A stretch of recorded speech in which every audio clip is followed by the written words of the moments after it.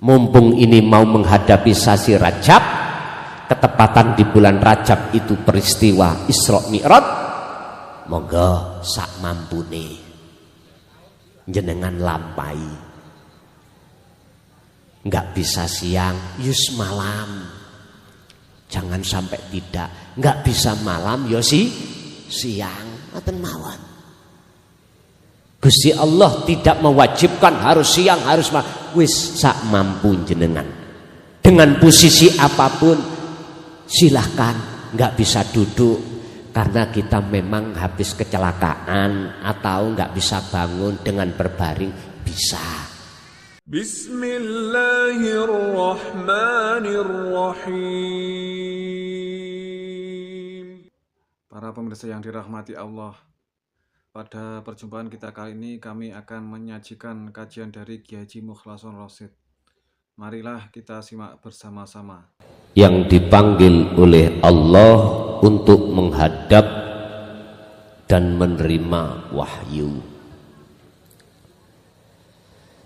Akan tetapi jarang di antara kita sebagai umat Islam mengerti kedudukan antara Isra dan Mi'raj. Oleh sebab itu Bapak Ibu, dalam kesempatan malam hari ini izinkanlah kami untuk mengupas surat Al-Isra ayat 1 yang berkenaan dengan perjalanan beliau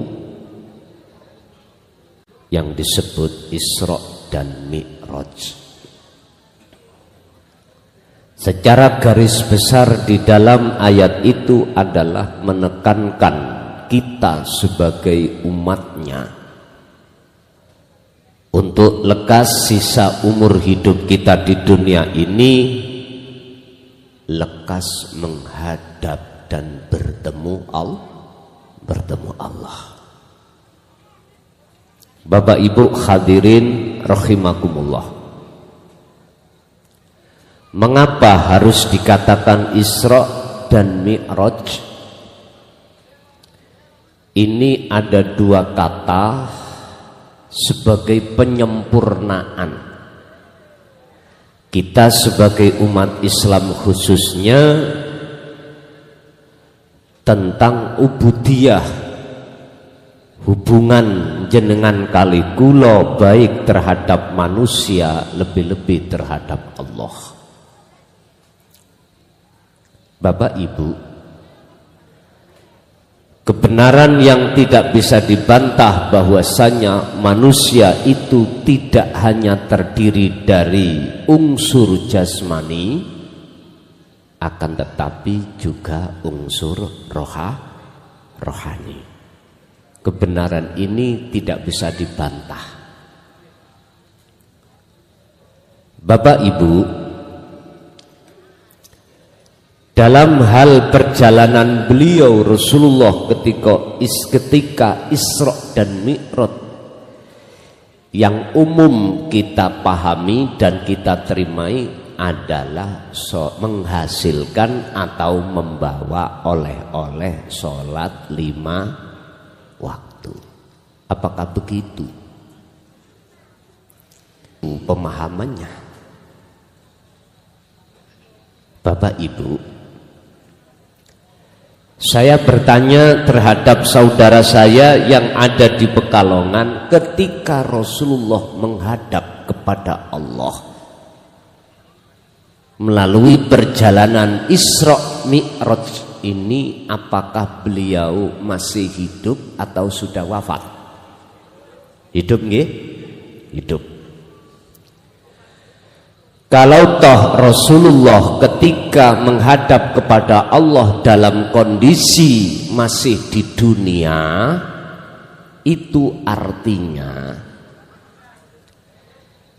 kita wajib hukum menurut hukum ruhaniyah, wajib kita itu sebelum meninggal harus bertemu Allah terlebih dahulu. Bahkan ini diteladankan Rasulullah di dalam surat Al-Ahzab ayat 21 yang terkenal sebagai teladan Apa teladannya setiap rasul itu?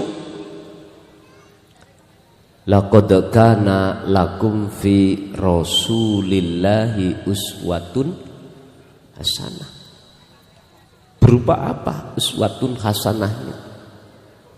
Liman kana yarjullaha, ada satu keinginan hati manusia ini untuk lekas menghadap dan bertemu Allah. Ini Al-Quran. Makanya dulu Pak Bu, dulu, entah sekarang saya nggak tahu, karena kami sudah jarang terlibat langsung dengan Thariqah Mu'tabaroh. Dulu sekitar tahun 70-74 dihadapkan Thariqah Mu'tabaroh ini semata-mata untuk menjadikan hati umat ini ada greget, ada keinginan. Untuk apa? Litaqarru billah wa liqaihi, mendekat dan bertemu Allah. Ini tujuannya Thariqah dulu, Pak. Tidak dijadikan sebuah lembaga itu untuk banyak-banyakan pengikut, enggak.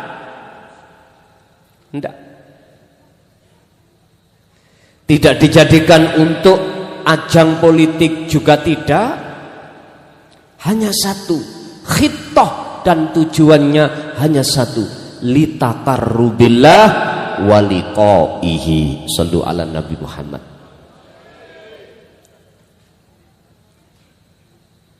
Bapak Ibu, syarat mutlak apabila di dalam hati seseorang ada satu keinginan untuk mendekat dan bertemu Allah di alam akhirat, yaitu Sidratul Muntaha. Bahasa Kanjeng Nabi, bahasa kita adalah maqam musyahadah. Bahasa saudara saya yang ada di Kejawen, di alam kelanggengan, gung lewang, lewung, beda nama, nggak ada masalah. Syaratnya di situ untuk bisa masuk di dalam wal yaumal akhirah. Terus Allah di dalam surat Al-Ahzab tadi, wa dzakarallaha katsiran. Kuncinya di situ. Kuncinya untuk bisa masuk di dalam alam akhirat di dunia ini, ruhaniyah ini, Bapak Ibu, adalah wa dzakarallaha katsiran. Cuman dalam ayat ini tidak secara langsung dijelaskan zikir yang bagaimanakah yang bisa membedah ngalam akhirat itu. Ternyata ini dijawab di dalam surat yang sama, cuman ayatnya itu 41. Ya ayyuhalladzina amanu dzkurullaha dzikran katsiran. Di situ Allah sudah memerintahkan kita melalui fi'il amar berupa uzkurullaha, disuruh ingat pada Allah. Tapi Allah jelaskan ingat yang bagaimana, zikir yang bagaimana, yang menjadikan hati sampan kali kula ini bisa masuk di alam akhirat. Dijawab wa dzakarallaha dzikran, dengan zikir yang sebenar-benarnya zikir, katsiron turkang akeh. Mana yang sebenar-benarnya zikir? Tolong dibuka di dalam kitab Hikam. Itu ada 2 golongan berzikir itu antara al-ubad dengan as-salik. Al-ubad itu ketika berzikir hatinya tidak bisa sambung pada Allah. Niki disebut al-ubad. Biyo papane gede tenan seneng nih.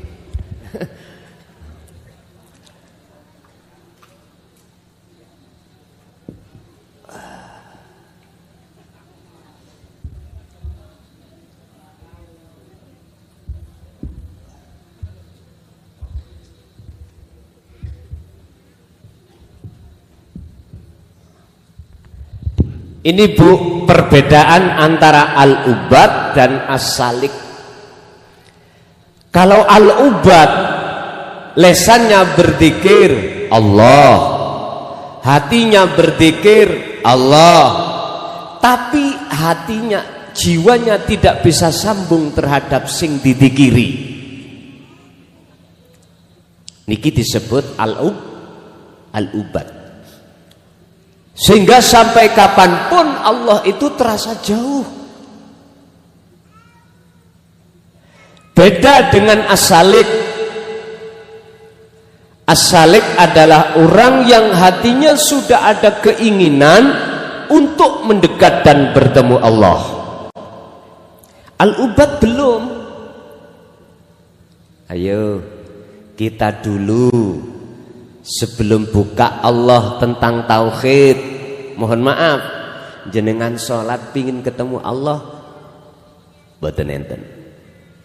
Kepingine ketemu makhluk rupa surga, rupa pahala, supaya dijauhkan dari siksa neraka. Apakah ini salah? Tidak, karena ini proses kita semuanya. Tapi berhubung umur kita itu sudah tua, rata-rata di atas 40, jangan terus duduk manis di al-ubad, jangan. Naiklah satu tingkat ke as-salik. Bagaimana caranya kita untuk bisa di dalam hati itu ada satu keinginan bertemu Allah? Mudah. Walaupun pikirnya itu belum bisa membedah alam akhirat, hanya keinginan aja bisa apa? Jenengan selalu hati berzikir sir saja. Ini untuk menumbuhkan benih-benih rasa rindu, rasa kangen, keinginan untuk bertemu Allah. Sampai kapan? Wallahu a'lam. Sebab yang menanamkan keinginan dalam hati seorang hamba untuk mendekat dan bertemu Allah, itu Allah sendiri.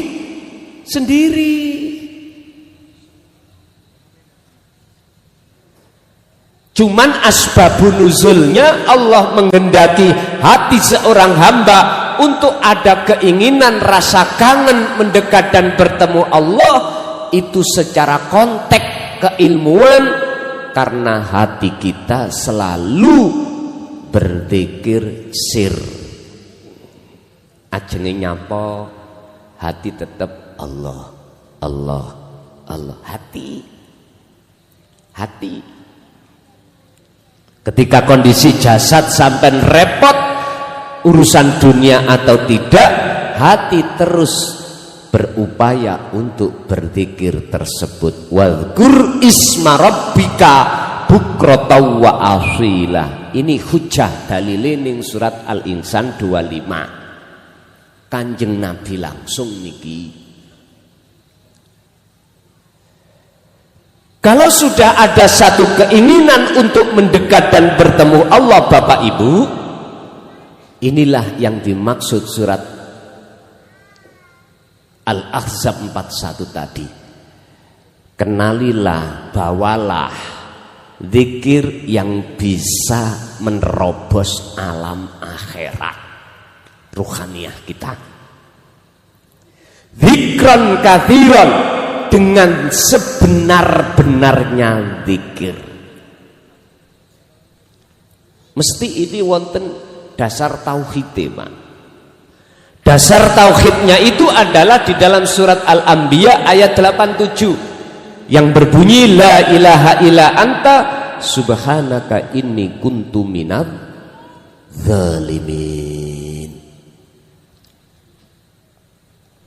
Kalau boleh saya katakan, munculnya dari kalimat tauhid dzikir anta, engkau, kamu, Allah terasa dekat, itu disebut wahwa adzikru bisiril asrar. Dah. Dan inilah nanti mengapa harus ada Mi'raj ada di sini, Pak. Oke, kita kembali kepada surat Al-Isra ayat 1. Subhanalladzi asra bi'abdihi lailam minal masjidil haram ilal masjidil aqsa. Itu yang disebut sebagai proses beliau itu Isra.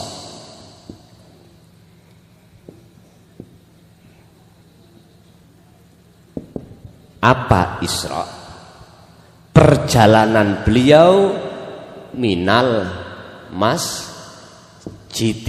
haram ilal masjidil aqsa.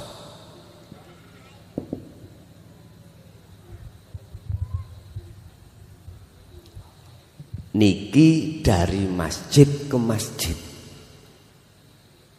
Masjidil Haram berarti tempatnya di Mekah. Masjidil Aqsa tempatnya di Palestina. Terus ini masjid dunia, Pak Bu. Pada saat beliau Kanjeng Nabi masih hidup sudah ada masjid.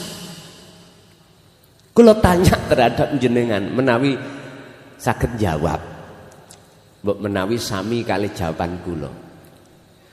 Pada saat itu sebelum terjadinya Isra Mi'raj, sedangkan masjid sudah ada, beliau jadikan apa? Masjid niku dibuat sholat apa dibuat judi? Halo? Sholat toh? Sholat sing yo napa? Ada di antara jamaah yang sudah paham terkait sebelum Isra Mi'raj sholat yang bagaimana yang beliau lakukan? Saya dikasih informasi. Nyuwun sewu, bukan berarti saya itu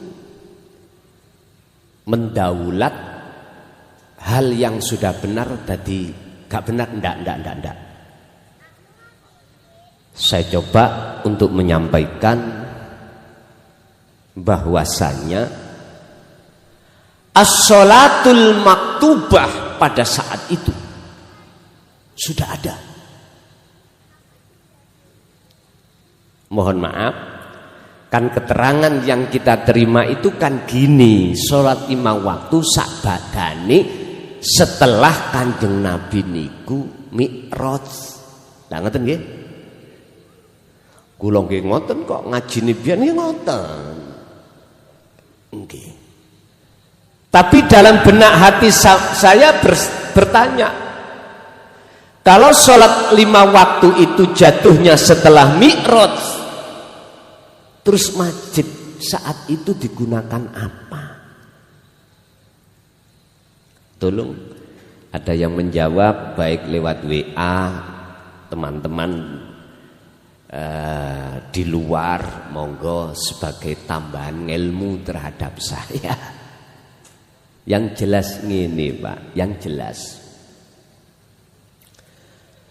sebelum Rasulullah ke Sidratul Muntaha, perjalanan adalah Mi'raj nanti beliau niku sudah sholat.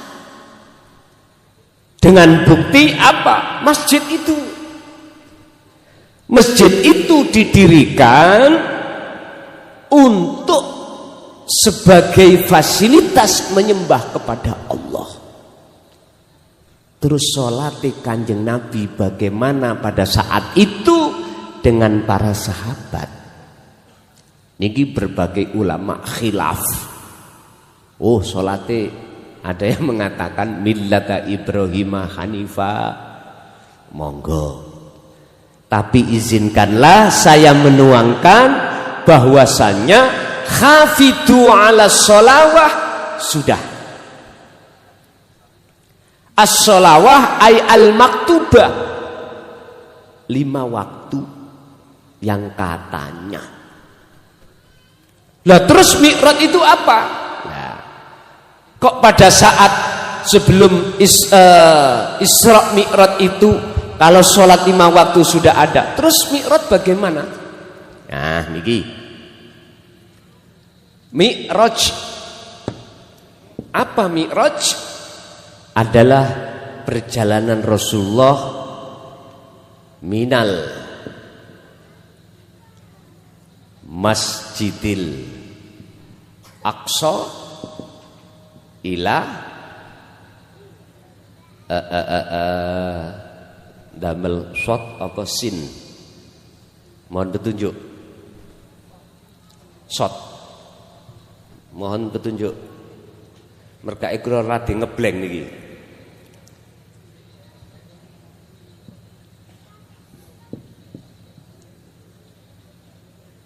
Muntaha. Ngeten. Wis coba diklarifikasi.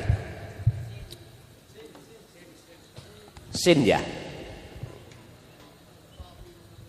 Shot apa sin? Wis sembarang wis.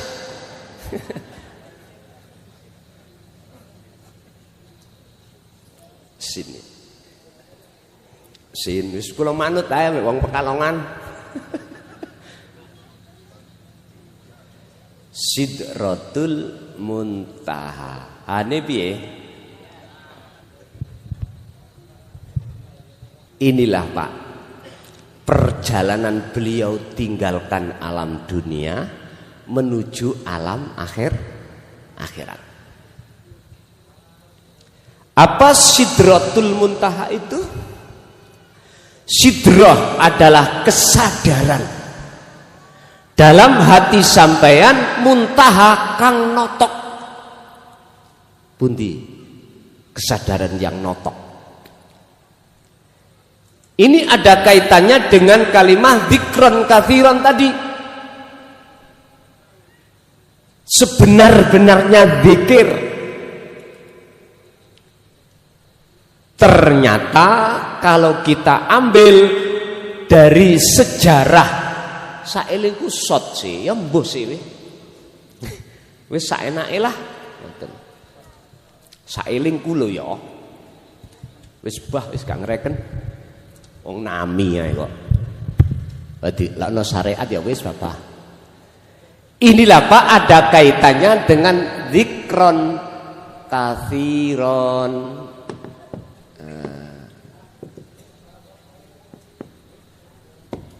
Lah sing dimaksud dzikron katsiron adalah wahwa adzikru bisiril asrar. Zikir yang tanpa ngucap, tanpa nama, tanpa apapun, diem. Yang di dalam zikir itu ada 3 tahap: rasa, melihat, menyatakan. Su'aul basirah, wa ainul basirah, wa haqqul basirah. Ini sebagai modal kita untuk nanti sasi Rejab untuk menghadap Allah. Rasa, melihat, menyatakan. Ain Su'aul basirah wa ainul basirah wa hakul basirah. Ketika Rasulullah niki mulai perjalanan Mi'raj, tinggalkanlah beliau dari alam dunia ini, pijak setatnya adalah Masjidil Aqsa. Mengapa gak dibalik aja, gak Masjidil Haram, kok Masjidil Aqsa? Ini ada nilai tersendiri, Pak. Ada nilai tersendiri. Artinya apa? Panjenengan kali kula niki jasmani harus diam. Maksud jasmani diam ini, hati sampai harus merasakan kehadiran wujudnya Allah di dalam segala keadaan apapun. Bisanya jenengan iku bisa merasakan kehadiran Allah. Allah itu dekat. Modal sampai pertama adalah la haula wala quwata illa billah. Jenengan harus menduduki sifat hakikate hamba terhadap hamba. Apa sifat sejatine hamba? La haula wala quwata. Tidak punya daya upaya untuk melakukan apapun bentuk kebaikan. Contoh ngaji ngeten iki seperti ini, sholat, zakat, poso, umroh, haji, tidak bisa. Kita sebagai makhluk wajib untuk merasa tidak bisa kita. Wala quwata, dan pun juga kita tidak punya daya upaya untuk mencegah perilaku-perilaku yang bertentangan dengan hukum syar'i atau mencegah maksiat, larangan, nggak bisa. Tapi seandainya itu terjadi, bisa menjalankan perintah dan meninggalkan larangan semata-mata illa bila. Artinya wajib dalam hati sampean ini tadi, ketika sudah ada keinginan untuk bertemu Allah, merasa jenengan bisanya apa-apa itu sebab dibisakan oleh Allah. Niki modal dalam hati iman sampean. Supaya iman sampean iku menjadi ihsan, lakukanlah perjalanan Mi'raj seperti apa yang telah diperjalankan Allah terhadap Kanjeng Nabi Muhammad. Niki judulikan dari iman ke ihsan. Bisanya sampean iki menjadi iman yang ihsan, menduduki di antara dua hal. Apa? Anta budallaha ka'annaka lahu taroh. Jenengan ini wajib bertemu Allah, sehingga ketika saat jenengan beraktivitas baik, ibadah murni atau tidak murni, seakan-akan jenengan sudah bisa melihat wujudnya Allah. Fa ilam takun taroh, minimal yang kedua, jenengan ini masih jadi salik. Salik itu perjalanan. Lah nanti kalau sudah selesai perjalanan salik disebut wasil. Wasil siapa? Orang yang sudah bertemu Allah, itu disebut wasil. Lah undang-undangnya, hukumnya beda-beda, Pak. Antara ubat, asalik, al-wasil beda. Karakter sifatnya juga beda. Kalau salik itu masih dalam perjalanan.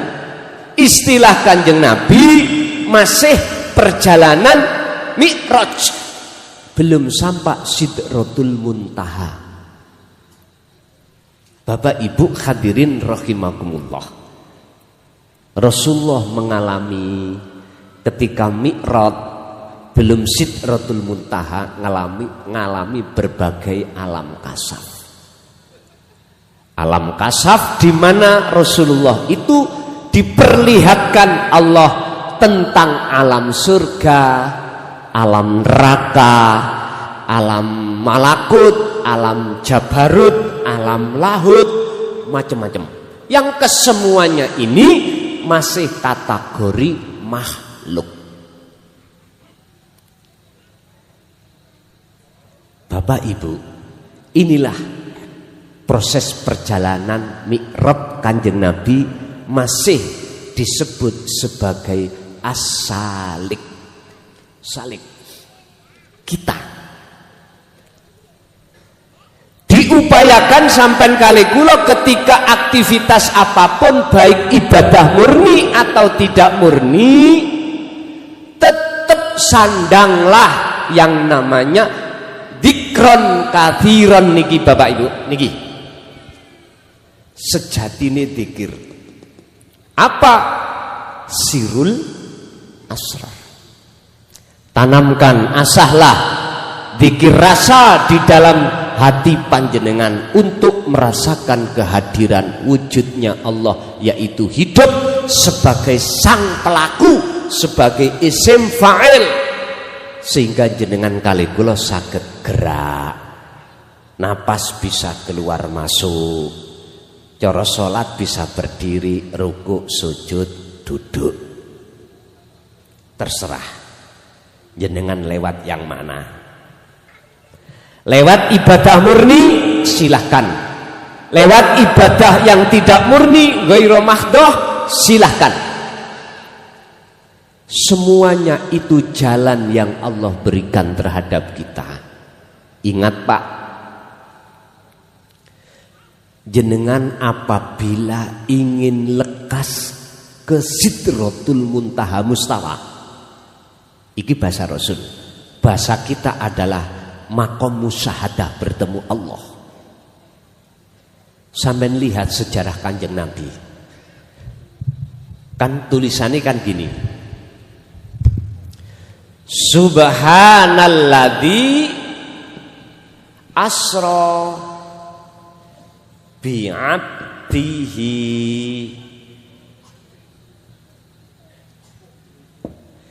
Dialah Tuhan yang maha suci yang memperjalankan hambanya di tengah malam.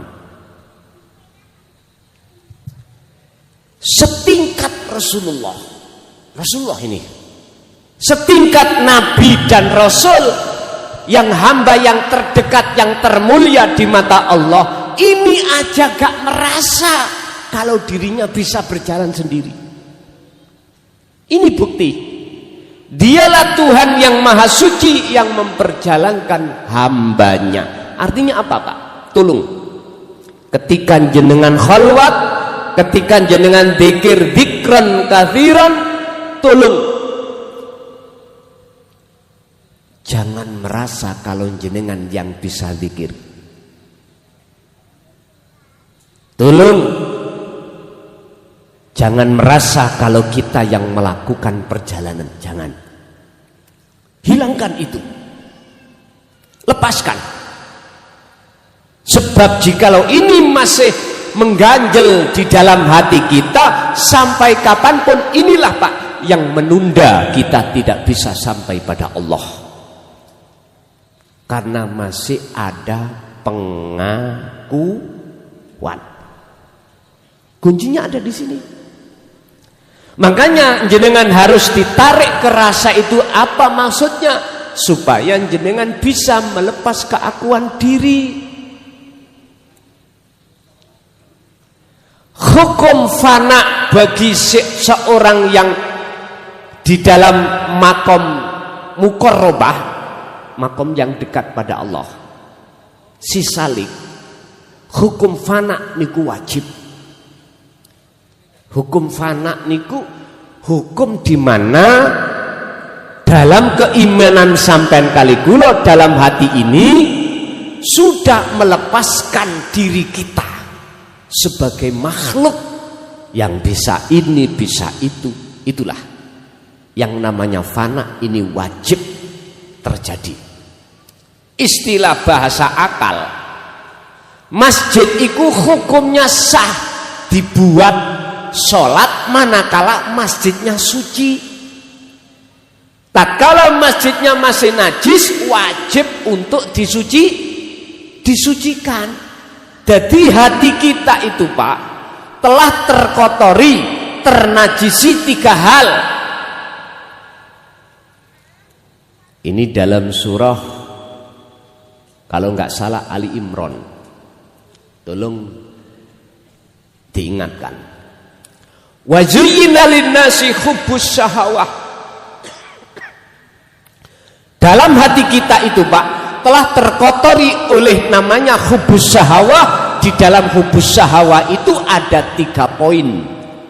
Pertama adalah garwa minan nisa, kedua adalah walbanin anak, ketiga adalah konatiril mungkontoroh dunyo brono. Ini sudah masuk kadung belum menempati alam akhirat atau menempati alam dunia. Bapak Ibu, akhirnya hati kita ini, ruhania jiwa kita ini terbuai dengan 3 hal tadi. Akhirnya jenengan kali kula meninggalkan pacar lama yaitu Allah. Sekarang berpacaran pacar baru. Wes, kalau seperti inilah Pak yang disebut hati yang buta kepada Allah. Dan inilah Bapak Ibu yang disebut hati seseorang yang menjadi budaknya hawa nafsu. Bapak Ibu hadirin jamaah rahimakumullah. Lah, bagaimana kita bisanya lepas dari belenggunya nafsu lewat 3 hal tadi Bapak Ibu? Teladani Rasulullah. Kalau Rasulullah pernah sebelum sebo, sebelum wafat, beliau menjalankan penghadapan terhadap Allah yang disebut Mi'raj, maka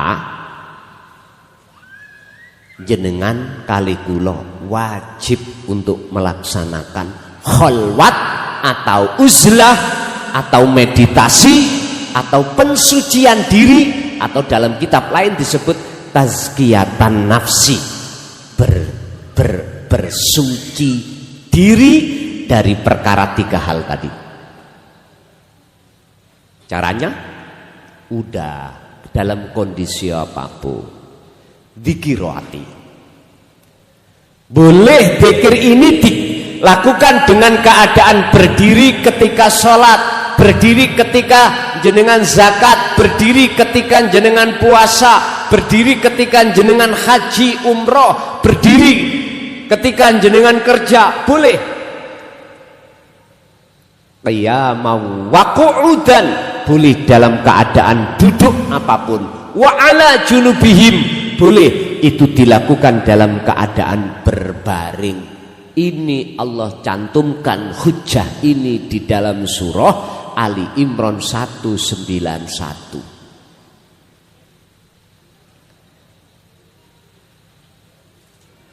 Mereka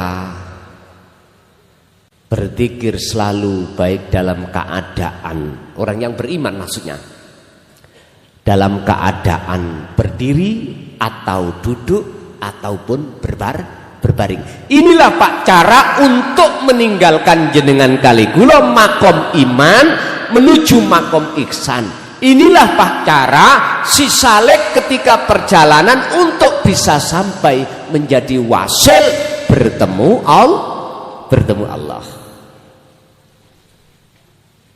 Sederhana nggih? Sederhana. Cuman kesederhanaan seperti ini Jikalau kita praktekkan, Pak, awalnya susah banget. Susah.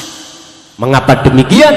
Iya, karena nafsu itu Allah hadapkan untuk menguji jenengan sampai di mana letak keistiqomahan sampai pada Allah berzikir.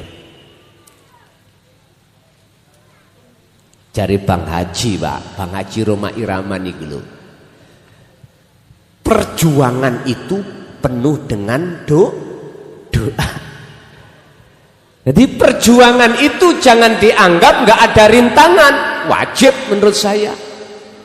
Makanya ketika jenengan menjadi salik, melakukan perjalanan untuk mendekat dan bertemu Allah, nafsu niki sik gandoli. Wong tingkatane ngaji mawon sik digandoli kok. Apalagi waktu laku. Para masyayikh, para aulia Allah, para nabi-nabi Rasul Allah, ketika beliau itu sudah melaksanakan yang namanya uzlah atau khalwat, apa yang beliau hadapi? Yang paling berat di alam mukasafah.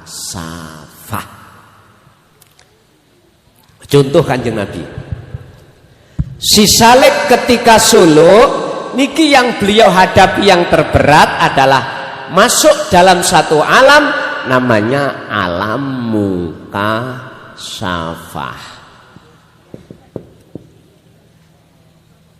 Apa itu alam mukasafah? Alam yang penuh dengan karomah. Niki hati-hati. Hati-hati. Karena langsung bersinggungan, Pak. Jenengan kali barang gaib niku langsung dihadapkan Allah seperti itu. Apakah berunsur dari malaikat ataukah jin ataukah langsung iblis? Ini dua hal. Hati-hati. Bahkan beliau Syekh Abdul Qadir Jilani aja ketika saat beliau itu beruzlah, setan itu langsung teko. Terus apa kuncinya beliau gak bisa terjerumus oleh setan? Ngapunten, ketika kita meditasi atau khalwat untuk mencapai kesadaran penuh sidratul muntaha mutlak, kadang-kadang dibukakan alam kasaf, di situ ditawari seseorang yang berjubah, ditawari orang yang berjubah, mengatakan ngaku-ngaku si Allah si belah, masya Allah, dikasih karomah jenengan, dikasih dunianya sukses jenengan, macam-macam.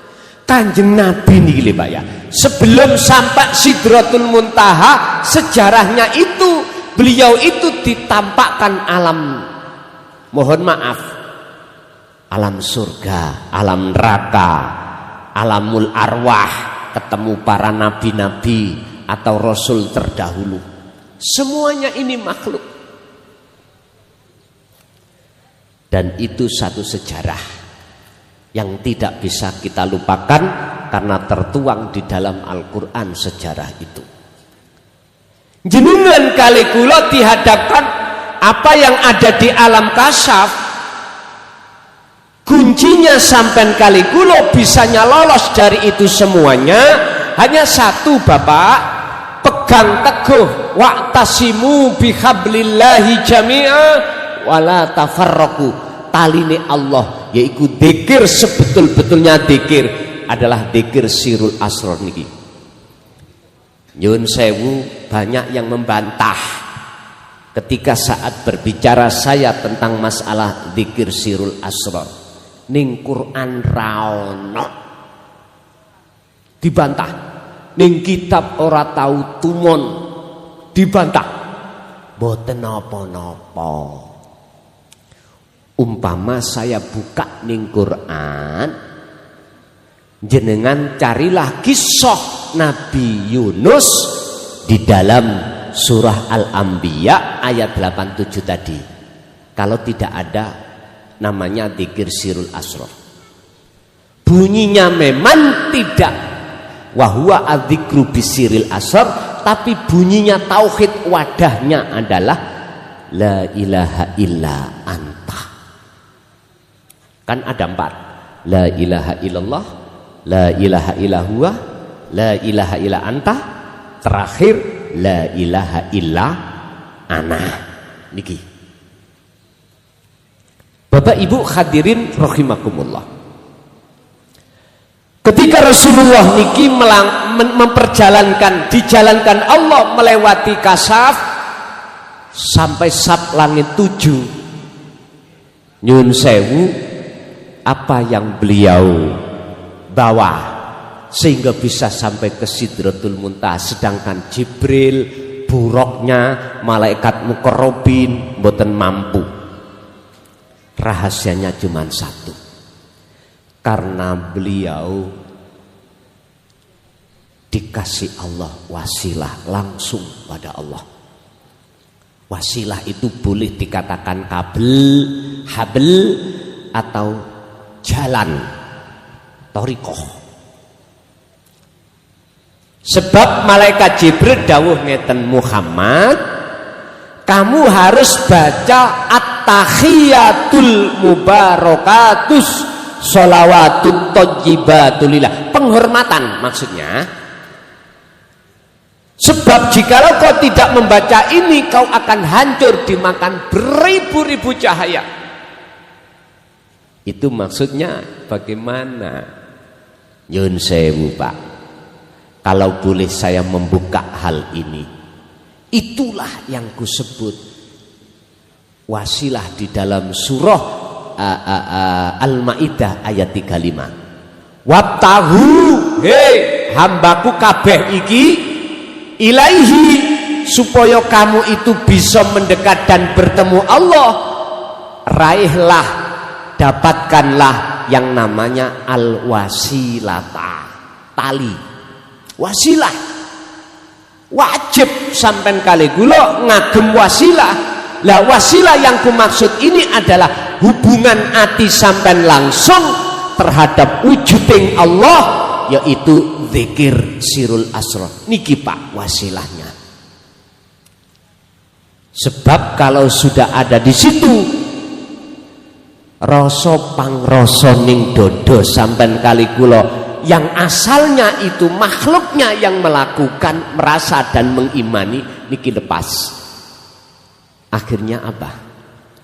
Terjadilah jenengan kalikulo merasa bisanya berjalan karena diperjalankan oleh Allah. Kalau sudah sampai dinamakan Sidratul Muntaha, kesadaran mutlak, jenengan iki ketika aktivitas apapun, lebih-lebih sholat, maka inilah kesempurnaan sholat.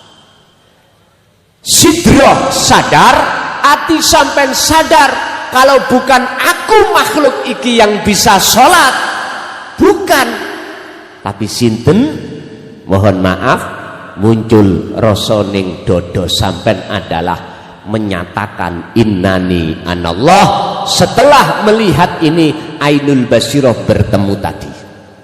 Setelah Rasulullah bertemu terhadap Allah, disebut ainul basirah, akhirnya menyatakan kebenaran ini, innani anallah.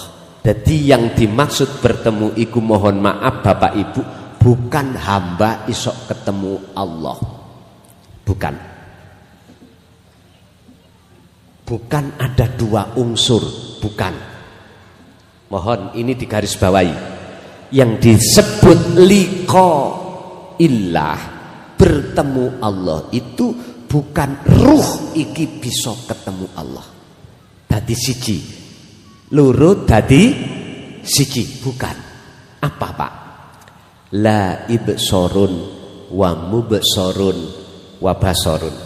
Artinya nama roh tadi tidak ada, nama Allah juga tidak ada. Itulah yang disebut dalam surah Al-Kahfi ayat 110, ilahukum ilahu wahid. Itulah Tuhan kamu sekalian, Tuhan yang Maha Esa. Esa namanya. Rodok ngelundas memang. Sebab menurut akal ketemu iku kudu ana loro. Banget nggih. Pun dilebokno akal, lebokne ning ati. Kebenaran ini jenengan akan memahami dengan sebenar-benarnya manakala jenengan terlibat langsung melakukan. Boten berhenti, tidak berhenti dalam kefahaman. Boten saged. Sampean harus melakukan praktek zikir tersebut dalam kondisi apapun. Kondisi jenengan kerja, oke, dalam kerja. Hati sampean semampunya untuk merasakan kehadiran Allah sebagai sang penggerak. Awalnya di situ, Pak. Nanti kalau sudah dikatakan bertemu, yang menggerakkan tidak ada, yang digerakkan sudah tidak ada. Dinamakan apa? Kalau boleh saya katakan, itulah Pak yang kusebut ingsun ana. Atau dalam kurung corong alam ahad. Itulah alam sing boten saged owah. Itulah ngalam sing kekal, yang secara syariat disebut alam akhirat. Saged dipahami? Bapak Ibu hadirin rahimakumullah.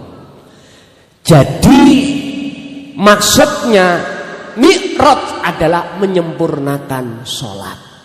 Sing asalnya sampan iki sholati secara syariat saja, sekarang sudah berhakikat.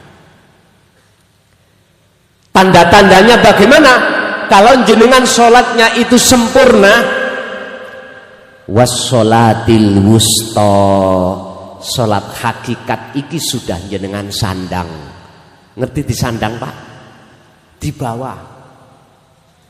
Artinya ketika dohir sampai jasmani melakukan sholat, diawali takbir, dipungkasi salam, ruhaniyah sampai ini, ruhaniyah bertemu Allah. Kalau jenengan sudah pernah, Pak Bu, walaupun hanya sedetik bertemu Allah, jenengan melakukan lagi ku gampang. Tandane ya napa? Ketika jenengan sholat, dalam hati iman sampan itu sudah tidak ada pengakuan kalau jenengan yang melakukan sholat sebagai makhluk boten. Ini sudah difanakan Allah. Pengakuan yang ada di situ adalah munculnya dari urip iku keingsunane Gusti Allah. Loh.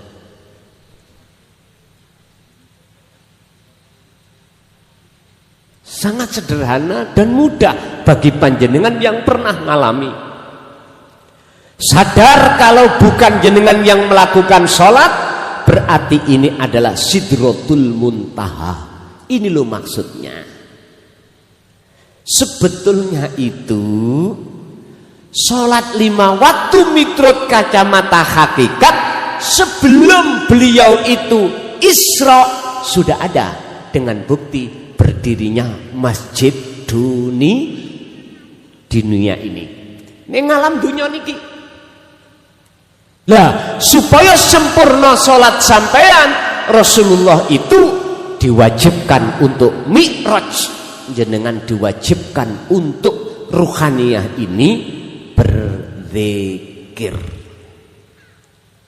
Sebab di dalam surat Toha Allah katakan, aqimis sholah lidzikri.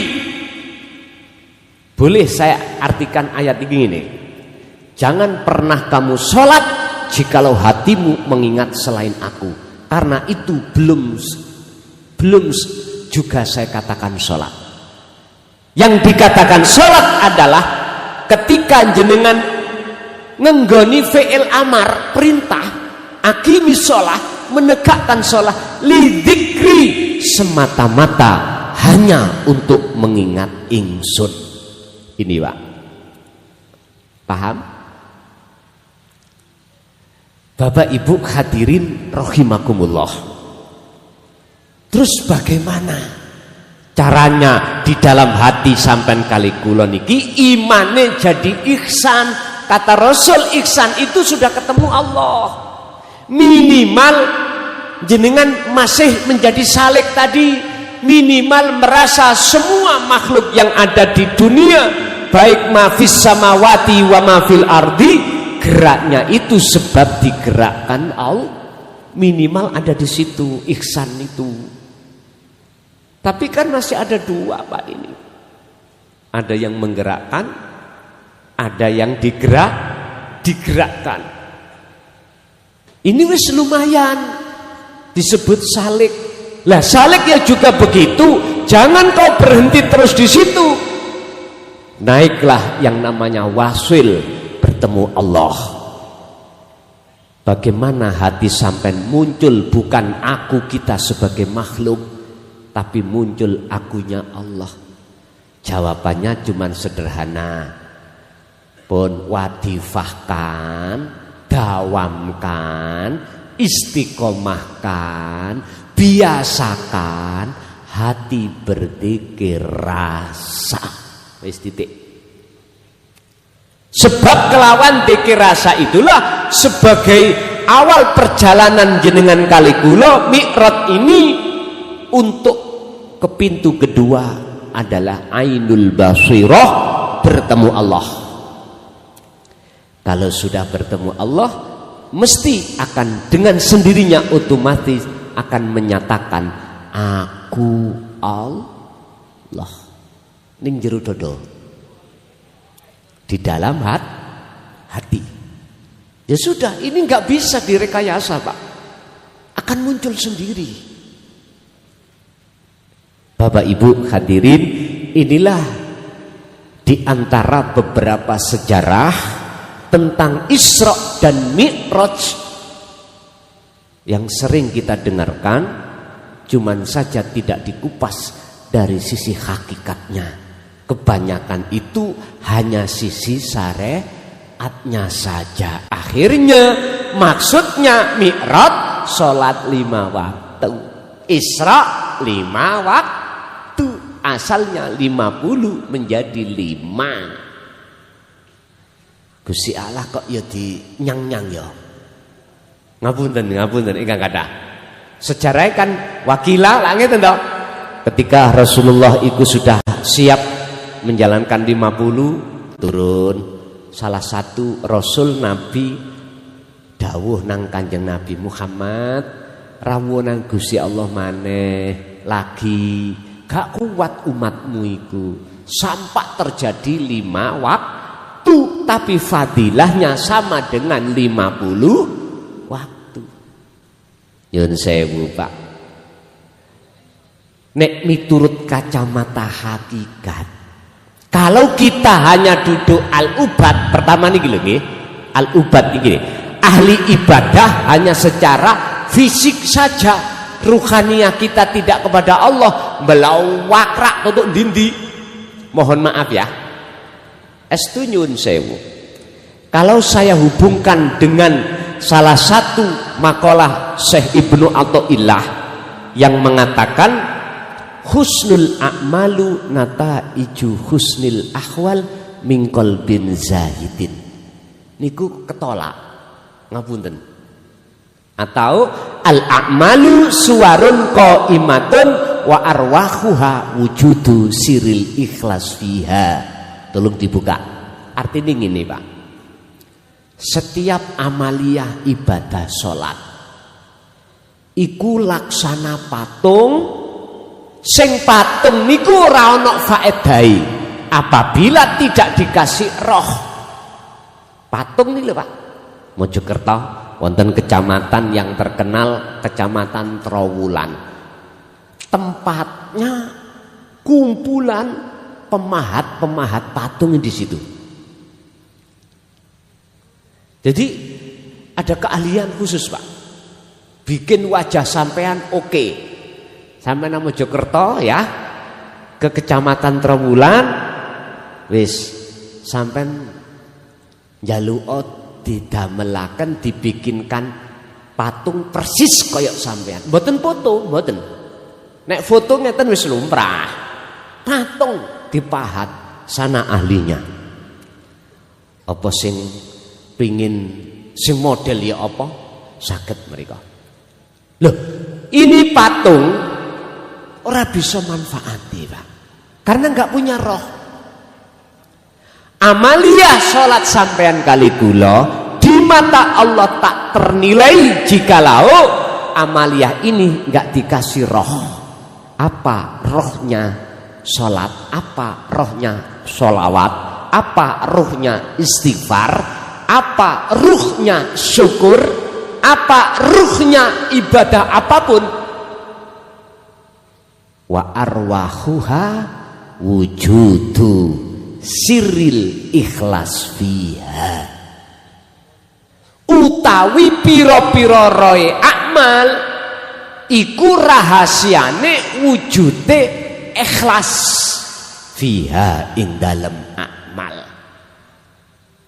Napa ikhlas iku? Ya niki. Ikhlas niku los.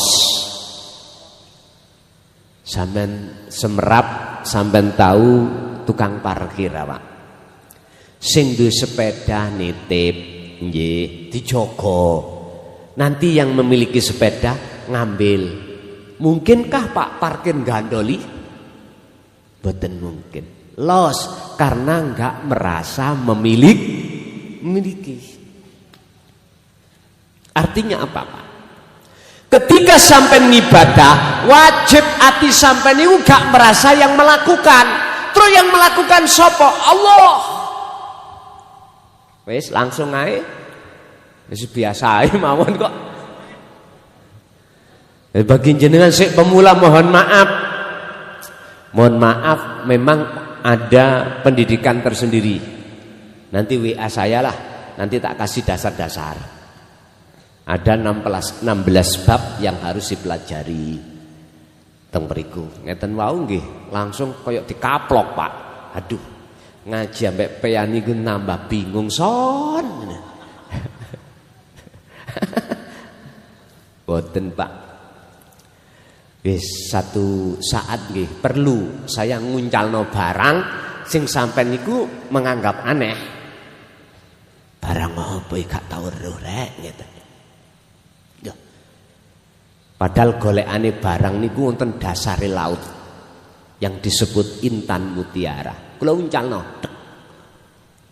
Lho niku pun ditolak. Jangan ditolak. Ngeno dhisik iki barang apa, barang berharga apa ndak? Kalau berharga saya enggak pernah tahu. Lah wong sampean kali kula biasane Pak, cekelane boto. Boto niki lho ya, bata. Terus diuncali inten mutiara. Ya gak paham. Karena biasanya pegangannya boto. Boto sak truk ya. Dengan intan sak kepel, mahal mana? Oleh sebab sampean iku enggak pernah tahu inten, caranya untuk mendapatkan yo enggak pernah dikasih tahu, akhirnya masyarakat iki tiap hari cari bata aja, laksana seperti itu. Artinya apa Pak? Ada sesuatu yang mahal dan sifatnya kekal. Berhubung kita tidak dijelaskan untuk mendapatkannya, maka kita akan mencari sesuatu yang bersifatkan hancur suatu saat. Nyun sewu, perkara apa wae sing ana alam dunya mestine buyar. Buyar, nggak percaya? Oke. Bapak Ibu yang hadir, dulu pernah jenengan iki ngalami umur 20, 25, 30 tahun. Wih, sing lanang gantenge pol. Sing wedok ayune pol. Coba kula takok nek wis umur 90. Nang ndi Sing tadinya itu ada di diri kita rusak semuanya. Betul, rusak. Apapun yang bersifatkan dunia ini, Pak, okelah kita anggap sebagai sesuatu yang penting. Tapi kebanyakan umat manusia, khususnya umat Islam, tidak dikasih tahu untuk mendapatkan sesuatu yang bersifatkan ukhrawiyah, yang kekal. Ibarat guru loh ya. Kita disuruh untuk mencari guru sing isok mati. Sementara ada guru sing ora isok mati alias kekal. Lah guru iku yo ning awak sampean piyambek, ada pada diri kita sendiri. Siapa? Allah Subhanahu wa ta'ala. Inilah Pak, guru yang tidak pernah meminta apapun terhadap kita. Inilah Pak, guru yang selalu tidak pernah meninggalkan kita, baik ketika dikala kita susah ataupun senang. Beliau selalu ma'ana beserta kita, Pak. Tapi kebanyakan berhubung kita tidak dikasih tahu jalan untuk mengenal guru itu, maka kita didorong untuk menghambakan diri terhadap guru sing pasti bisa mati. Ya sudah, pilih yang mana sampean? Padahal Gusti Allah sampun dawuh dalam surat Al-Qasas ayat 77. Wabtaghi, raihlah fima atakallah darul akhirah, fima atakallah darul akhirah. Cara guru akhirat raihlah. Umpama ngomong guru. Kalau ngomong kebutuhan akhirat itulah raihlah. Derajat akhirat itu raihlah terlebih dulu. Setelah itu wala tansa nasibaka minad dunya. Jangan kau tinggalkan kebutuhanmu di dunia ini. Sebab kita itu Pak, kegawan jasad. Jasad itu bisa lapar. Jasad itu bisa haus. Jasad itu punya keinginan macam-macam. Udah. Tuntutannya jasad itu seperti itu. Dikala kita ngelak, ada kopi minum kopi. Contoh niki. Bismillahirrahmanirrahim.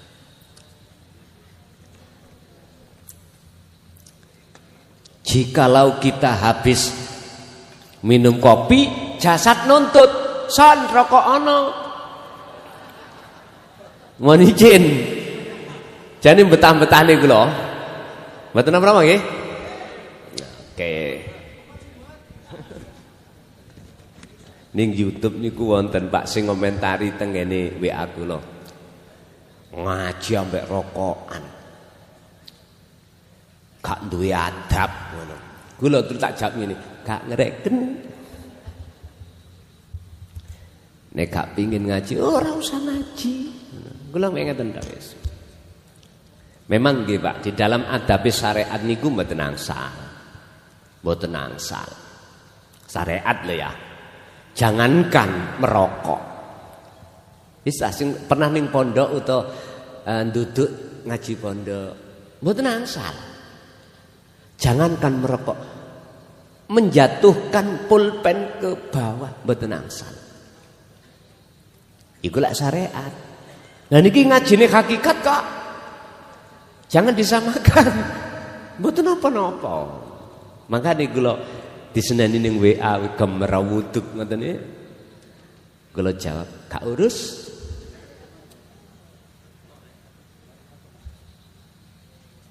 Ya gini Pak, jasmani. Allah tidak melarang, cuman pertanyaannya ketika jasmani itu menghendaki sesuatu, pertanyaannya rohaniyahmu kemana? Apakah rohaniyahnya itu inni wajjahtu wajhiya nyuwun sewu,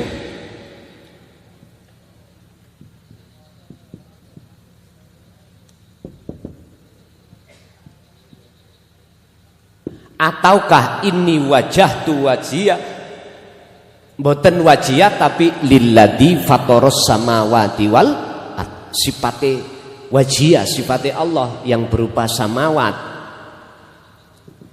dengan art menghadapnya kemana? Hati jenengan iki le ngadepe bersaksinya kemana? Pak nyun sewu, jasad Allah kasih mata yang disebut ainul basariyah untuk bersaksi wujude perkara apa sing Allah wujudkan, yaitu dunia dan seisinya. Ruhaniyah sampean kali kula ini ya dikasih Allah mata yang disebut ainul basirah, mestinya ini untuk bersaksi illallah, hanya kepada asyhadu alla ilaha illallah. Dalam surat Al-An'am Allah katakan persis zaman Nabi Ibrahim, sesungguhnya aku hadapkan wajahku terhadap wajah Allah, bukan menghadap lilladzi fatoros samawati wal ard. Sifatnya Allah enggak. Apa sifatnya Allah? Kebesaran, kekuasaan, menciptakan alam langit dan ngalam dunia. Isine langit maksud kula alam mukasafah, isine bumi berarti alam muhadharah niki kasunyatan niki. Artinya apa Pak? Silahkan jasmaniah sampean iku ibadah murni atau tidak murni, sing penting manah sampean iki wajib untuk menyaksikan wujuding Gusti Allah sebagai pelaku satu-satunya. Artinya iman yang ada di dalam dada sampean harus ihsan. Artinya ihsan itu bagaimana? Jenengan iki wajib ati iki hanya mengimani bahwasanya yang bisa melakukan hanyalah Allah. Hanya itu. Ngoten niku wonten sing dawuh ngeten. Son dalem. Aku tau duwe tangga niku gendeng niku. Gendeng ya apa? Lali anak, lali bojo, lali penggawean. Artinya semua ditinggal noson. Iku ya apa? Lah iki pertanyaan Pak ya. Tak jawab mudah. Berhubung sing nglakokno Kanjeng Nabi ketika Isra Mi'raj, Isra proses perjalanan syariat jasmani sampai kemana-mana ngelakoni apa wae iku mung Gusti Allah sing nglakokno. Lah ruhani jenengan Mi'raj, rohani jenengan iki marek madhep nang Allah, iku juga sing nglakokno Allah. Lah iku hae Gusti, wis hae Gusti Allah. Mboten saged cara kita sing jenenge ngatur-ngatur Allah. Sebab ngeten Pak, legosok. Orang yang sudah Allah perjalankan terkait Mi'raj mesti Isra-nya bener. Orang kalau sudah hatinya itu mengimani bahwasanya perjalanan ruh untuk menghadap Allah, ya, beliau itu mengimani yang memperjalankan Allah, maka ruh tidak ada hak apapun untuk menolak dilakokno kemana. Lah mlakune wonten macam kalih niki sampe diteni khos, diletakkan makom khos. Dua adalah khawasul khawas. Pun khos iku apa? Akal saat ini dilalekno urusan dunya. Iku namanya fana. Ibarat orang tidur boten mimpi, ujuk-ujuk subuh ditakoki ngipi apa? Mbok gak roh aku. Gak eling apa?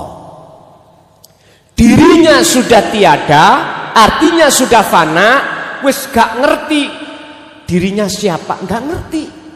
Orang lain juga gak sama, ya orang lain juga gak ngerti. Artinya dia sudah kefanaan selain Allah. Akhirnya bagi kita yang melihat, kok aneh sih arek iki. Lah ngeten nggih. Itulah Pak namanya jadab. Majedub itu adalah orangnya, zadab iku kelakuane. Majedub iku isim fa'ile, jadab iku perbuatane. Wis iki. Orang yang seperti ini Pak tidak bisa disentuh oleh hukum syariat manapun, nggak bisa. Karena apa? Dia bigoiri aklin, akalnya wis gak waras. Pun ngoten niku wedi no, mboten sampean kok nek delek gunung. Ojo wedi. Udahlah. Pol enake nek wonten mriku. Lho, gak percaya. Tilemo tiduro ojo mimpi. Habis tidur raose piye? Habis tidur krasane awak ya napa? Penak.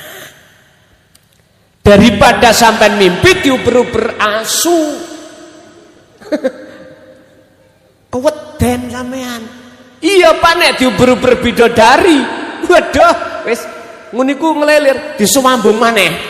Kepingin disambung maneh. Lho. Wis Gusti Allah meletakkan kita di khos makom makrifat, di khos itu sudah ketentuan Allah, kita nggak bisa mengelak. Orang tidur tidak dimimpikan Allah, itu sudah ketentuan Allah, kita nggak bisa milih. Nek wong tidur cuman hanya ngene, bismikallahumma ahya wa bismika amut. Lah mangken ndak toh? Diserahkan Allah, terserah panjenengan Gusti, kula sampean pateni monggo, kula sampean uripno maneh nggih monggo, kula sampean tidurno monggo, kula sampean bangunkan lagi monggo. Menyerahkan diri pada Allah Pak. Sama jenengan ketika dzikir niku serahkan diri pada Allah. Wis satu. Nomor dua disebut khawasul khawas. Iki kekasih Allah hanya ruhaniah, jiwanya aja yang Allah tarik di singgasana Allah, sementara akal masih Allah fungsikan. Ini nanti akan membawa 4 sifat seperti baginda Rasulullah Shallallahu Alaihi Wasallam, siddiq, tablek, fatonah, amanah. Sifat-sifat basariyah yang Allah cela tadi sudah dilepas oleh Allah dalam hati sampai sudah disucikan Allah, diganti dengan sifat basiroh Allah. Makanya mengapa mengatakan aku Allah ada di sini? Karena sifat basariyahnya itu sudah Allah lepas semuanya. Orang yang nggak paham mesti ngomong ngeten, loh kamu kok ngaku-ngaku Allah? Lah ngaten nggih? Inilah kesalahan kita. Mestinya tanya, aku Allah itu kembalinya, domirnya kemana? Mesti kudu tanya, nggak langsung nyalahke. Akhirnya jenengan dipahamke, diproseslah mulai dari la ilaha illallah, la ilaha illallah, la ilaha illa anta, sampai la ilaha illa ana. Oh ngoten ta.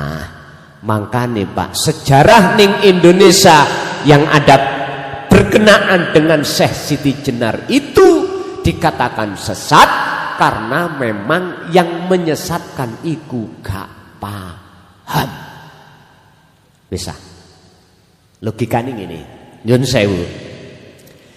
Jenengan mulai masuk di kelas SMP, SD, MI, madrasah tidak pernah dibuka bahasa Inggris. Ujuk-ujuk sanawiyah atau SMP muncul pelajaran bahasa Inggris. Sampean anggap asing mboten? Asing. Wong kula biyen kula dongakno guruku bahasa Inggris nek waktune kula dongakno mencret kok cek mboten dugi. Karena napa? Mboten ngertos blas. Mboten ngertos. Bapak Ibu, memang awalnya kita itu enggak mengerti. Tapi kok umpama purun belajar, telaten, tangklet lan tangklet, mana yang tidak paham, kula yakin guru itu akan memberikan jawaban yang termudah, yang tergampang, sehingga jenengan iki dengan mudah memahami. Kalau sudah paham, akhirnya apa Pak? Oh enak. Jadi nek wis paham tentang bahasa Inggris, nek wis durung waktune kapan yo ndang guru ndang mulang. Nggih nyun sewu. Sinten sing tahu dadi pendamping turis di sini wonten? Turis di Bali nih. Lah pewenak. Bisa bahasa Inggris dan lain sebagainya. Petunjuk jalan. Lah Bapak Ibu hadirin, sama dengan kita ketika saat mohon maaf kalau bertanya tentang masalah ketauhidan, mana yang tidak paham tanya. Makanya Pak, saya mengapa sih selalu buka namanya forum tanya jawab itu? Karena semua orang itu nggak mungkin semuanya paham. Maksud saya, mana letak gak pahami tanyakan. Selagi kami bisa jawab, mungkin saya jawab gitu loh. Bapak Ibu hadirin, tatkala jenengan dimasukkan di khawasul khawas, berarti tondo sampen iku hanya hati sampen kali kula yang merasa selain Allah itu tidak wujud, termasuk diri kita. Tapi akal tetap sakliyane Allah iku wujud. Wujudnya sebab diwujudkan oleh yang maha wujud, yaitu Allah subhanahu wa ta'ala. Otomatis laku sampean iku mesti ngiblat Rasulullah. Sidik fatonah tablek amanah. Karena sampean sudah sidratul muntaha, kesadaran dalam hati kalau bukan kita yang wujud sudah. Sehingga ketika jenengan waktu sholat wis gak ngaku-ngaku jenengan sholat. Loh, inilah Pak yang disebut ikhlas. Tatkala sholat sampean iku ada ruhnya, maka disinilah di mata Allah disebut ibadatun makbulah. Alhamdulillah. Wis berarti nek sampean wis lungguh ning kene mesti mikir jaman sing biyen. Jawabannya ya napa? Oh, berarti waktu dulu itu saya itu masih dolim terhadap Allah. Subhanaka inni kuntu minadz zalimin. Berarti waktu dhisik kula niku salat posisi ati sik dolim. Waktu zakat sik dolim. Waktu poso haji dolim. Dikatakan dolim, hati tidak menghadap wajah Allah, tapi hati menghadap samawati wal ard. Nek hati, kalau hati masih menghadap isi langit lan bumi, maka ayatnya tidak wama ana minal musyrikin, tetapi wa ana minal musyrikin. Kita masih kategori orang yang dolim pada Allah, berupa menyekutukan Allah dengan apa? Dengan isi langit lan bumi. Contoh, siapa sing ngaji mau dalu dik mambengi, siapa yang ngaji? Kelason, sumpah dengan mata kepala saya, kelason sing ngaji. Loh, kelason iki makhluk. Loh, iman yang seperti itulah Pak yang Rasulullah khawatirkan terhadap kita, sehingga beliau mengatakan besok akhir zaman umatku Islam banyak, tapi seperti buih di lautan. Apa? Bagaimana sifat buih di lautan? Diterak ngalor, ditelak ngidul. artine gampang kebujuk. Gampang kebujuk. Dengan casing, mohon maaf, tampilan bawa serban, dengan casing, tampilan saya pakai jubah, dengan casing saya pakai serban, saya ngaku-ngaku wali dan lain sebagainya. Lah, mengapa kita jatuh di situ kebanyakan? Mohon maaf, karena di dalam hati kita belum ada pendidikan tauhid. Sing salah sopo? Kalau kita ngomong salah, Pak, ngomong salah ya, bukan kita sebagai umat, bukan, tapi imam-imam kita yang tidak mau mendidik hati kita tentang ruhaniyah kita dengan dinu tauhid kepada Allah, sehingga hati kita mudah terpengaruh dengan gambar-gambar jobo, dengan casing-casing jobo. Nah niki lho Pak, mohon maaf sekali lagi. Makanya mengapa umat Islam harus bertauhid, supaya tidak mudah tertipu oleh nafsunya sendiri. Wamal hayatud dunya illa mataul hurur. Allah katakan, tidak ada kesenangan hidup di dunia ini kecuali semuanya menipumu. Loh niki lho Pak, ketipu Pak, kita nek ndelok kulite ketipu, pol ketipu. Oleh karena kita tidak dididik untuk mengenal isi, otomatis jangan salahkan umat ini jatuh di dalam pengaruh-pengaruh yang kurang baik. Akhirnya imannya itu tidak bisa ihsan. Nek koyok ngene iki sing salah nggih, mohon maaf ya imam-imam kita. Mengapa tidak dijelaskan lan tidak dididik? Dijawab Pak ambek imam. Lah kula mau ndidik ket muncul didik digedhek. Ngerti digedhek? Digegemi ngeten. Digegemi. Saya mau mengajarkan tentang tauhid secara umum, sudah saya digegemi ini. Akhirnya saya takut. Enggak jadi. Akhirnya minimal disampaikan di forum yang tertutup. Ya sudah. Dulu memang seperti itu. Walaupun di forum tertutup pun para masyayikh dulu menyampaikan itu berhati-hati dengan cara bahasa bil kinayah, dengan bahasa isyarah. Mboten dijelasno fi kulli mukawwanat khafiyun khayyun wujudullah, langsung mboten.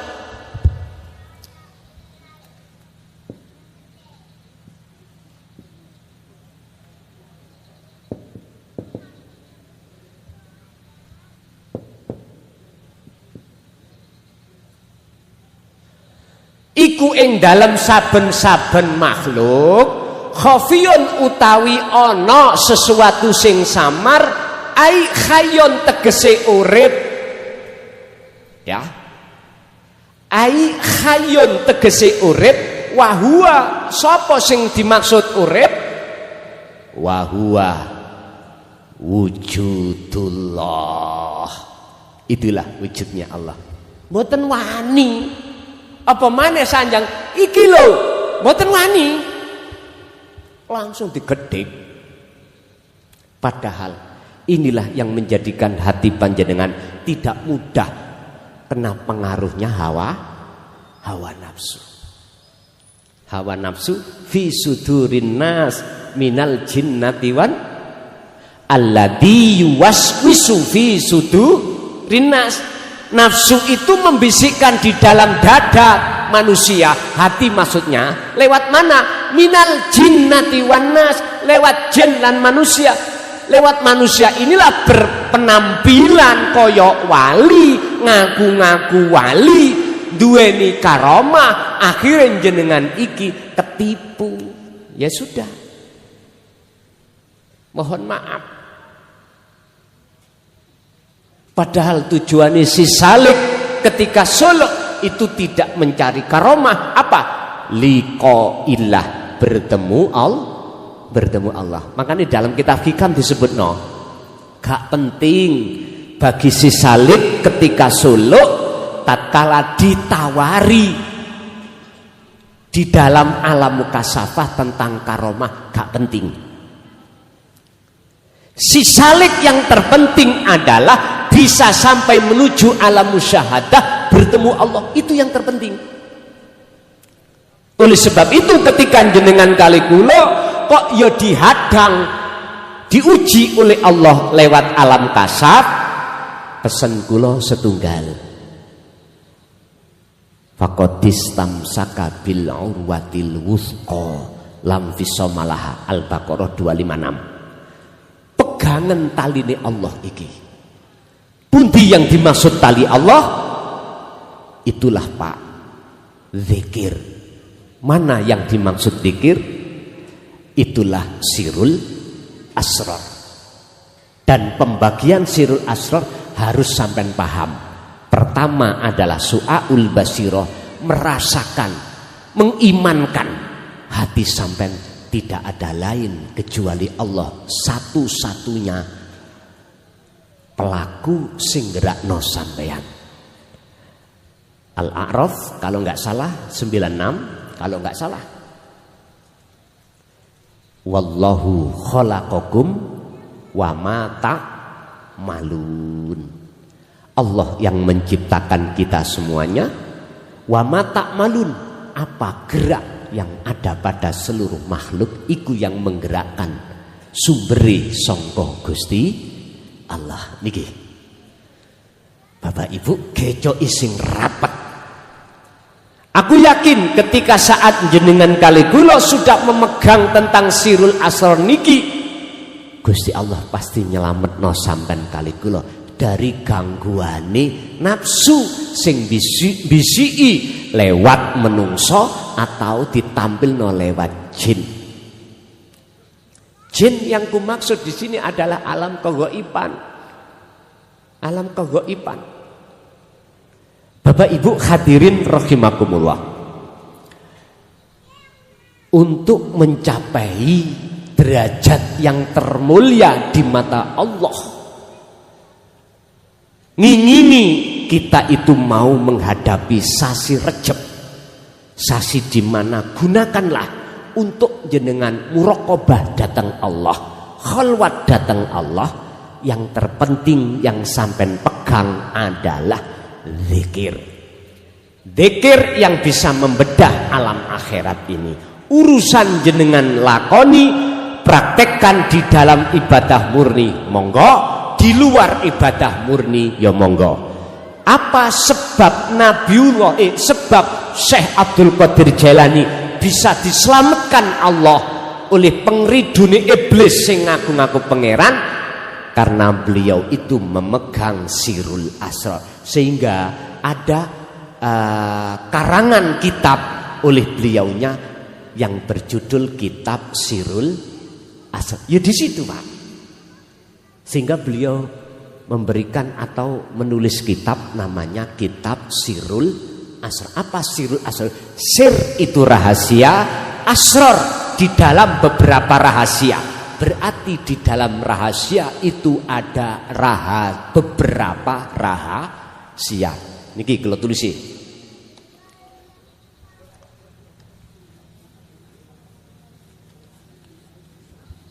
Miturut orang umum kita, yang namanya ruh itu rahasia toh. Sir. Kalau jasmani mboten rahasia. Kalau rohani rahasia nggih? Loh, di sini masih ada rahasia lagi.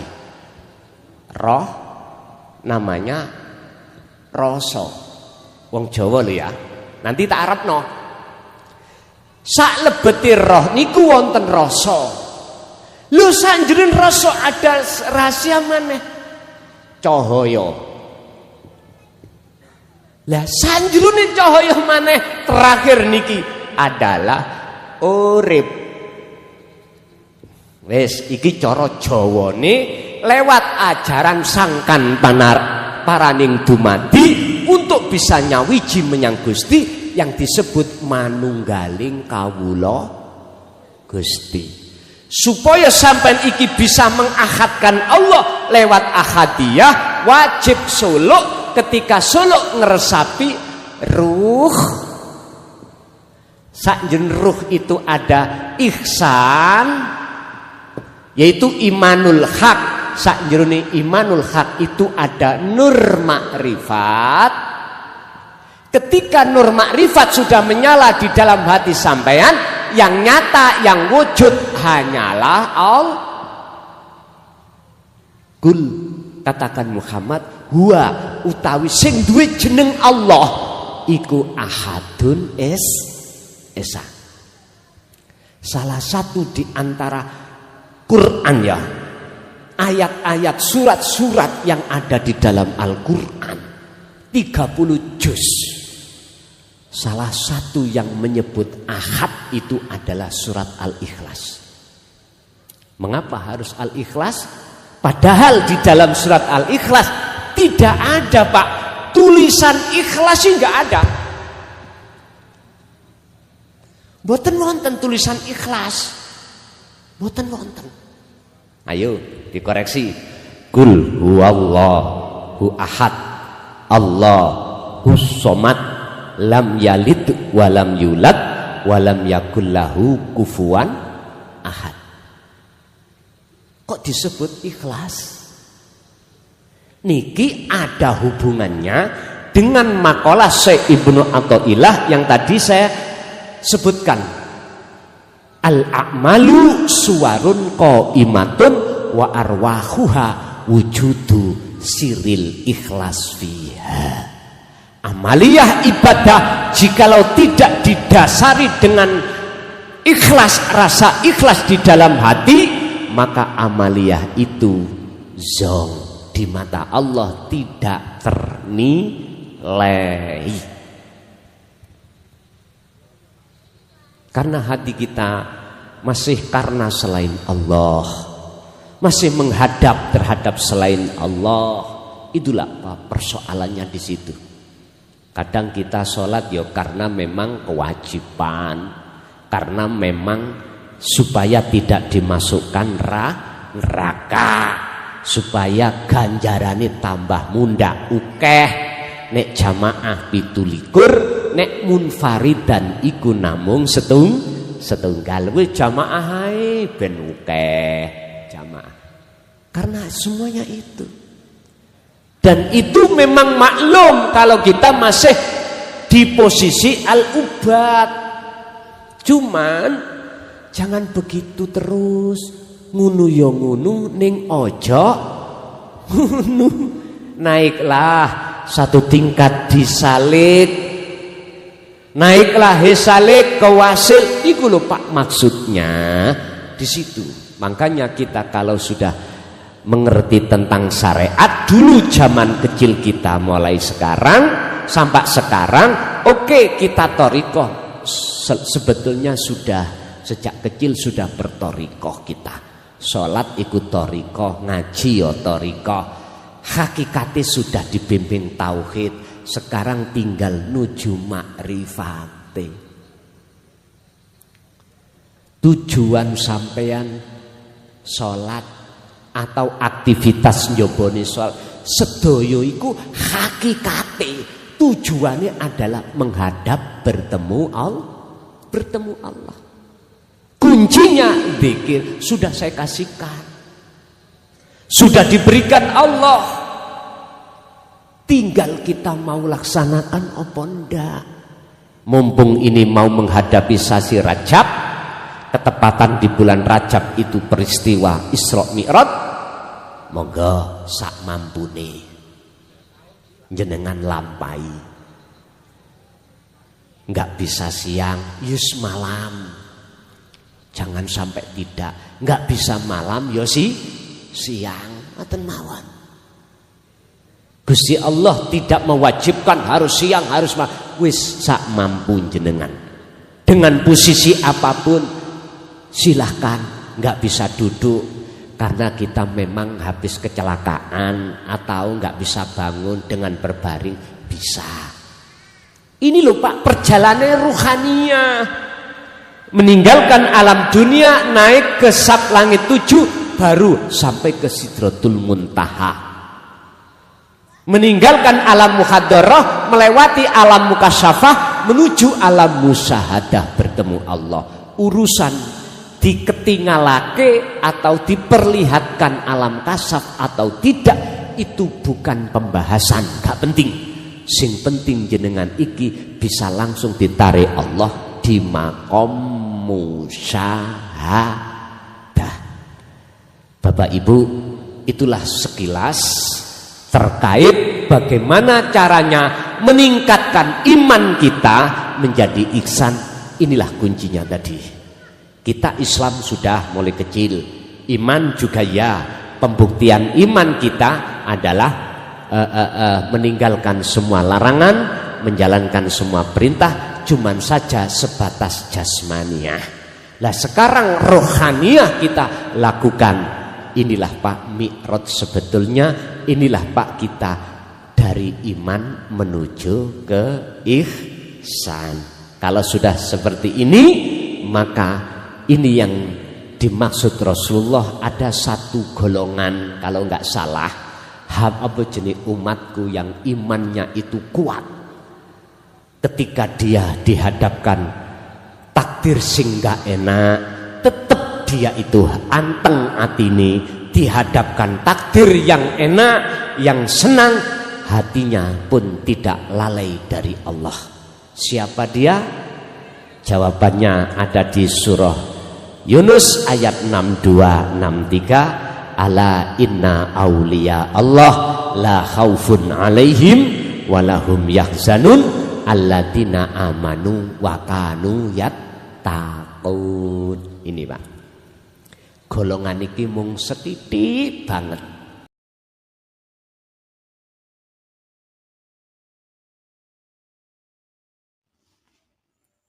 Alhamdulillah telah kita simak bersama kajian dari Kiai Haji Mukhlason Rosyid, pengasuh Pondok Pesantren Miftahul Ulum Jaya Baru, yang tepatnya beralamat di Jalan Perjuangan, Dusun Glonggongan, Desa Sumber Tebu, Kecamatan Bangsal, Kabupaten Mojokerto, Jawa Timur.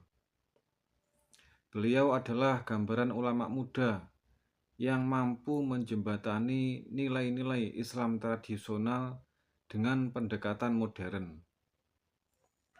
Kajian-kajian dari beliau fokus pada ilmu tauhid dan tasawuf.